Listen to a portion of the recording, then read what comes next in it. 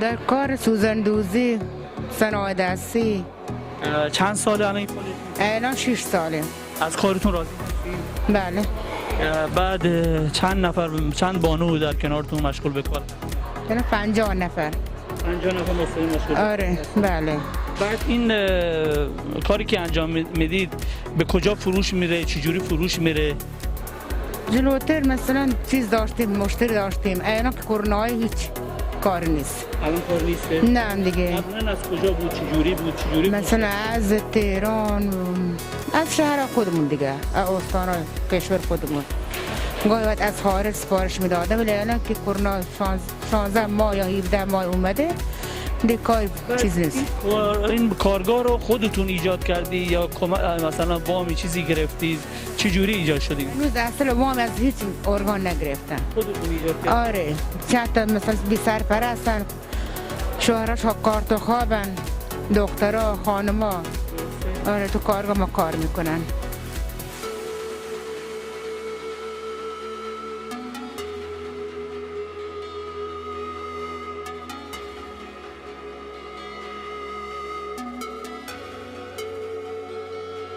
چه کاری هست و چه کاری انجام میدید؟ قرفه صنایع دستی، سوزندوزی و سکه دوزی و اینا. بیشتر کارمون سیورالات و ایناست. بعد خام دوزی و قاب و رومیزی و کیف و اینا درست میکنیم. چند ساله دارید؟ از سال 83. بعد چند نفری کارگاه دارید؟ بله.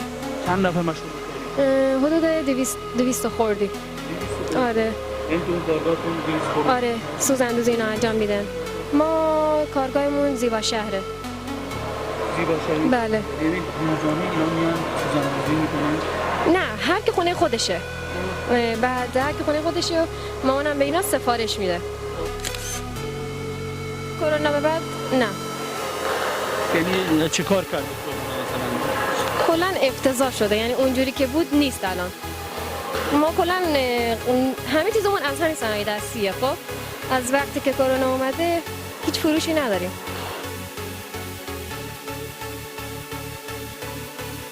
حقیقتش من خودم این کار رو علاقه داشتم و دنبال کردم. کارم خیلی موفق بود و دوست داشتم مثلا تعداد خانمایی که اینجا هستن و نمیتونن بیرون دسترسی ندارن، آره تو خونه میخوان کار انجام بدن، گفتم بذار حمایت کنم از این خانمایی که تو خونه بتونن این کار انجام بدن. این همه کارا مال خودته؟ دست بله. برای خودم طراح هستم، آموزش میدادم. الان زیر مجموعه حدود 200 نفر خانم دارم که این کار انجام میدن و صنعتگری میکنن. الان چند نفر؟ 20 نفر دارید؟ 200 نفر. بله 200 نفر خانم معمولا سرپرست خانوارم هستن. کارهای رزینی هست که یه سریشون روی MDF خام کار میشن، خب سری هم که رزین خالصه. از کجا اومدین شما؟ خب این مصرف تزیینی از کجا مصرف میشه؟ دکوراتیون و اینا هم اکسسوری های رزینی هست. کاربرد هم دارن، سینی، زیر دیوانی، زیر سیگاری. اینا هم تابلوه و به عنوان میز عسلی هم استفاده میشه. این هم تخته های برده. چند سال فعالیت میکنید تو این کار؟ من تازه 7 ماهه. 7 ماهه؟ از کارتون راضی هستید؟ بله. خب اینا کجا به فروش میره؟ چجوری میخواید؟ من قبلا یه کارگاه شخصی داشتم، یه مدت هم تو خونه کار می‌کردم و تازه 2 هفته‌ای هست که توی خاک فناوری مشغول شدم. چطور چی شد که وارد این کار شدی؟ من حقیقتش تازه یه سری از کلیپ‌ها رو دیدم توی اینستاگرام و دیدم که یکی از دوستام هم توی شهر دیگه مشغول به این کاره و خیلی کنجکاو شدم که برم چجوری اصلا درست میشه.